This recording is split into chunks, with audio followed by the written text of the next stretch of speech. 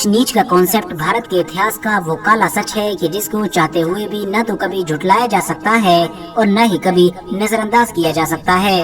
क्योंकि भारत के इतिहास में एक लंबे वक्त तक ये मामला रहा है कि लोगों की जात को देखकर उनको ऊंचा या फिर नीचा समझा जाता था और इस ऊंचे और नीचे की वजह से ही लोगों के साथ खुला भेदभाव भी किया जाता था। इतना ही नहीं, ऊंची जाति के लोग अपने आप को ऊंचा दिखाने के लिए और नीची जाति के लोगों को नीचा दिखाने के लिए उनके ऊपर न सिर्फ जुल्म सितम किया करते थे, बल्कि वक्त वक्त पर उनके ऊपर तरह तरह के कानून भी लागू कर दिया करते थे। ऐसे कानून के जो न सिर्फ हद से ज्यादा खतरनाक और डरावने हुआ करते थे, बल्कि कभी कभी तो बेइंतहा घिनौने भी हुआ करते थे। और आज की इस वीडियो में भी हम आप लोगों को एक ऐसे ही घिनौने कानून के बारे में बताएंगे कि जिसको पिछले सैकड़ों बल्कि ये कहिए कि हजारों सालों से भारत देश में रहने वाले ऊंची जाति के लोगों की तरफ से नीची जाति के लोगों के ऊपर लगाया गया था। इसको आप लोग घिनौने कानून के साथ साथ एक घिनौनी रस्म का नाम भी दे सकते हैं। और ये वही रस्म थी कि जिसको आज भी हम लोग शुद्धिकरण के नाम से जानते हैं। मुझे उम्मीद है कि वैसे तो आप लोगों ने हिंदी सिनेमा की बहुत सारी फिल्मों में भी इस नाम को जरूर सुना होगा,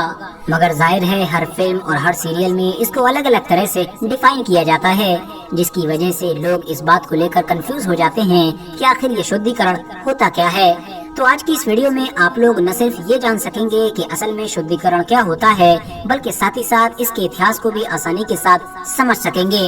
दरअसल दोस्तों, किसी दौर में भारत के ऊंची जाति के लोगों की तरफ से ये मशहूर कर दिया गया था कि ये जो नीची जाति की औरतें होती हैं, ये खुद में ही नापाक और गंदी होती हैं। शादी के बाद जब ये किसी और घर में भी जाती हैं, यानी एक नए घर में जाती हैं, तो उस घर में भी ये अपने साथ नापाकी और मनुष्यत को लेकर जाती हैं। इसीलिए जरूरी था कि जब भी शूद्रों की लड़की यानी कि नीची जाति के लोगों की किसी भी लड़की की शादी हो, तो वो शादी से पहले इस नई दुल्हन का शुद्धिकरण जरूर करवाएं, ताकि वो इस रस्म के जरिए से न सिर्फ पाक और साफ हो जाए, बल्कि वो लोग भी उन सभी आफतों और बुराइयों से बच सकें कि जो उन लोगों के मुताबिक एक नीची जाति की लड़की शादी के बाद अपने साथ नए घर में लेकर आती थी। ये चीज उनके ऊपर न सिर्फ मजहबी तौर पर बल्कि कानूनी तौर पर भी जरूरी थी, यानी ऐसा न करने की सूरत में उनको सजाएं दी जाती थी। फिलहाल अब अगर बात करें इस रस्म के बारे में कि आखिर शुद्धिकरण नाम की इस रस्म में हुआ क्या करता था, तो मैं आपको बता दूं कि इसका मतलब ये हुआ करता था कि एक निचली जात की लड़की को अपनी शादी के फौरन बाद और अपनी सुहागरात से ठीक पहले 3 दिन और 3 रातें एक ब्राह्मण इंसान के यहाँ गुजारना हुआ करती थी। यानी शादी के फौरन बाद 3 दिन और 3 रातों के लिए उसको एक ब्राह्मण इंसान की दासी बनकर रहना हुआ करता था। और इन 3 दिन और 3 रातों के दरमियान में वो ब्राह्मण इंसान उसके साथ जिस्मानी रिश्ते बनाया करता था, और इन्हीं रिश्ते बनाने को ही शुद्धिकरण प्रथा का नाम दिया जाता था। ये सब करने के बाद वो ऊंची जाति का मर्द लड़की और लड़कों के घर वालों के ऊपर ये कहकर एहसान भी जतलाया करता था कि उसने ही उनकी लड़की को पाक किया है, क्योंकि जाहिर है उस दौर की सोसाइटी में तो यही माना जाता था कि निचली जाति की लड़कियां उस वक्त तक नापाक और गंदी ही होती हैं जब तक कि एक ब्राह्मण के जरिए से उनको पाक न करवा लिया जाए। बदकिस्मती से ये घिनौनी रस्म हमारे देश भारत में एक लंबे वक्त तक चलती रही थी। जाहिर है ये कोई आम रस्म नहीं थी, बल्कि ये तो खुले तौर पर औरतों के ऊपर एक बड़ा जुल्म था। इसीलिए दुनिया के इतिहास के दूसरे बुरे रस्म रिवाज की तरह इस रस्म को भी एक न एक दिन तो खत्म